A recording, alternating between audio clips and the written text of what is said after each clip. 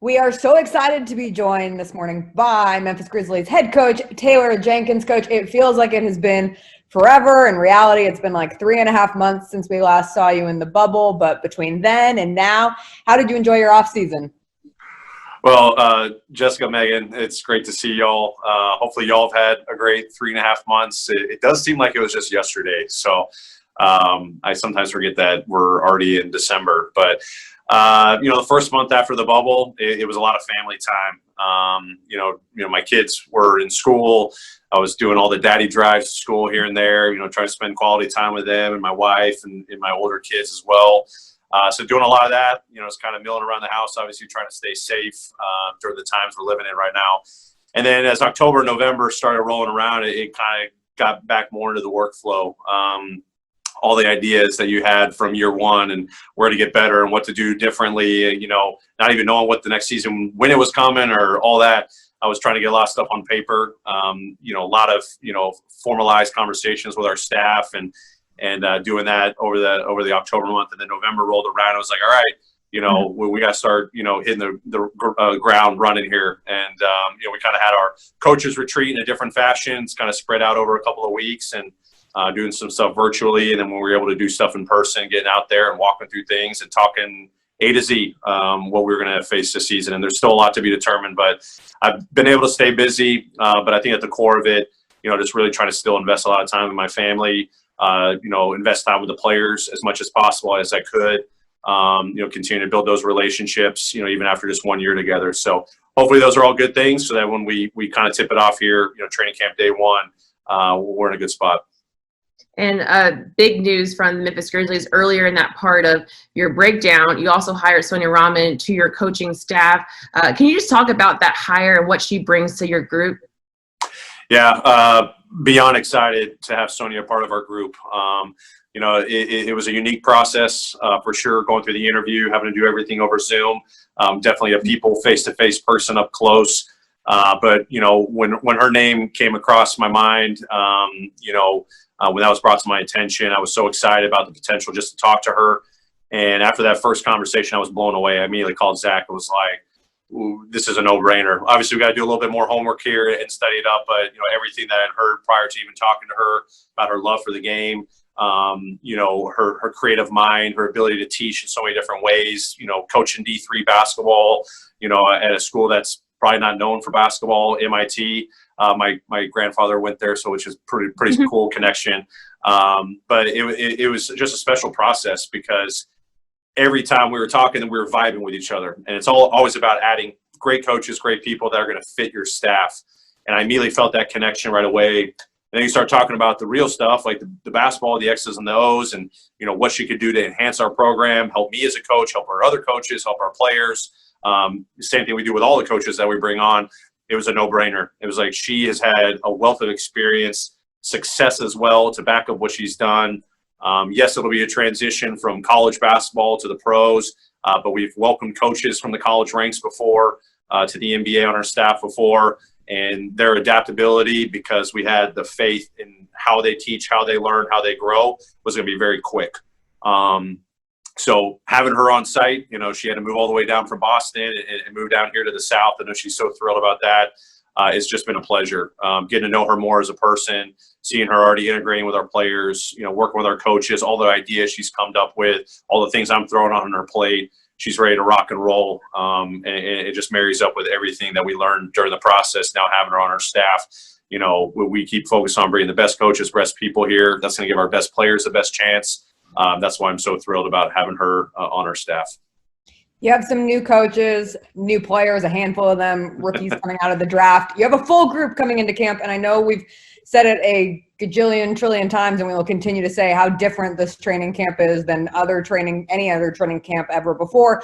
But you do have the advantage of bringing back so many familiar faces. Just how big is that in helping kind of balance out the initial challenges of the season?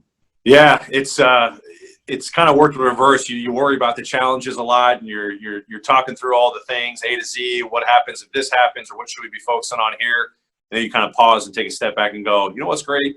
We've got some continuity here. We've got a lot of the guys back from last year, coaches included, performance staff included. Zach and I all of our relationships have grown, even though we've kind of been separate from each other. It was definitely key to continue to invest in those relationships and, how are we going to live together? How are we going to work together? All the things I always talk about. But it's been a fun process to understand that it's definitely going to be different, but knowing that we've got a group coming back, natural head coach, you're stressing what day one's going to be like. And, are we doing too much? Are we doing too little? I always remind myself, these guys are smart. And, fortunately, we were able to go to the bubble, and kind of live through this a little bit. We had a multiple month stoppage from March until, we got back together in July. And I was asking the same questions. Yes, there's more, not being in the bubble is going to be a different, world we're living in. But from the basketball, the teaching, what do we got to stress? What habits do we got to focus on? What new stuff do we need to do? I've got a lot of faith in these guys' ability to pick up where we left off, from last year, shake off the rust a little bit, get back into game shape. But we know we've got a competitive bunch, a smart group, the new guys that we've welcomed in, so excited about them, not just our draft picks, but our 2As and our Exhibit 10s. We believe in those guys. They're all here for a reason because we know they're smart, hardworking, competitive guys. They're going to play great team basketball, and we all work really well together. So that gives me a lot of confidence. Still got your stresses here and there. You wouldn't be a head coach if you didn't have that. But, man, I'm so excited to get back out there and start lacing it up with the guys. Now, Coach, not only are you guys smart, we know that, and you have that continuity, but guys are also still young. This is still a young group. Is that the secret weapon that we just didn't know about? Maybe. You could probably point out a lot of different things that, helped us find some success. And, as I'm going to tell them probably day one, it's not good enough, right? We still got a long way to go. It's great. It's a great foundation.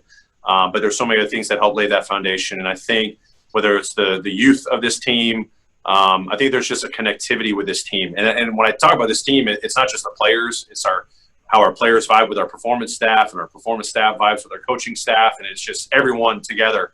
We pride ourselves, and we're diligent about making that something that we're committed to every single day. I think the chemistry of this team, and I talked about it all season long. Yeah, we had a lot of young guys and, guys that didn't have a whole lot of experience, but we also had some vets too, been in the year 4+ years, 8 years. And the connections there were unbelievable too. So, we can play on our youth for sure. I think that goes a long way to have the energy to come in every single day.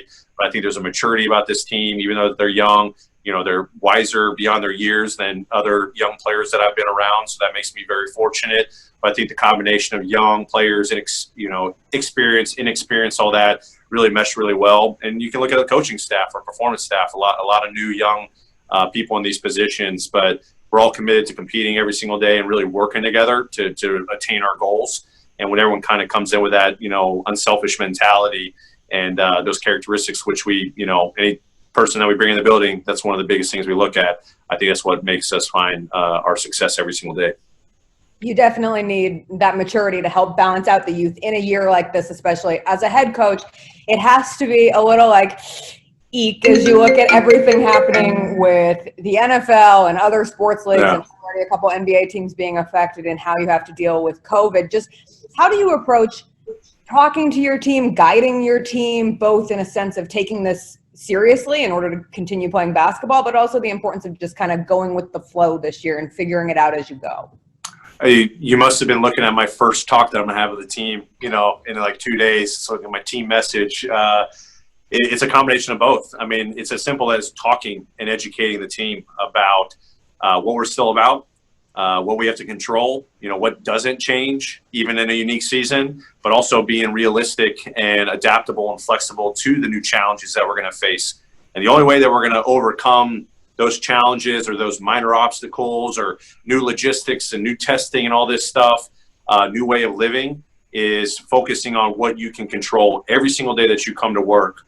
Are you still focusing on the same things? Your body, your mind, your game, what you got to do individually, what you got to do as a team. If we start straying away and worrying about all the other stuff, we're going to lose sight of what really drives us every single day. So as a head coach, I lean on my coaching staff a lot to deliver that message. It's going to come from me a lot. It's going to come from them a lot. But hopefully it's not having to be spoken every single day, because our habit is we just do what we do. Like you talked about. I give so much credit to our performance staff, Eric Otter and his group.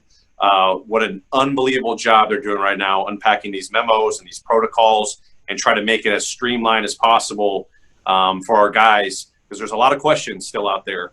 But if we can focus on finding some normalcy, which is come in, work, compete, play together, have fun doing what you're doing, enjoy the people you're around, we can control that every single day. When we're doing it, how often we're doing it, what do we have to do before it or after it, we'll figure that stuff out. And we all have to maintain that flexibility. So the more we talk about it, we educate about it, and we recognize we are all in this together. All 30 NBA teams are in this together. Can we be the team that's more consistent, more together throughout this process? That's going to lead to doing better things on the floor and having a great experience. Hopefully, as many people are talking outside the NBA, let's look back at 2020 or the 2020-2021 season, as unique as it was, as a positive one. We grew, we got better, we enjoyed the process, as crazy it was. If we have a different spin on that, I think that can deter from the great success you could actually get out of it. And Coach Jenkins, that's the best way to wrap it up. We're all in this together. We are here with you. We're supporting you. This is just day one, the first of many conversations to come. I look forward to it. It's the day one of many. It's a one-day approach. So, thank y'all for all that you're doing. I love the support. Love talking to y'all. I know y'all be talking to our players and our coaches throughout the year. Have fun with it. This brings a big smile. So I appreciate everything and looking forward to a great season ahead. And you got to hook us up with one of those sweatshirts, but we'll get to that later. Thanks so much, Coach. Thanks, everyone.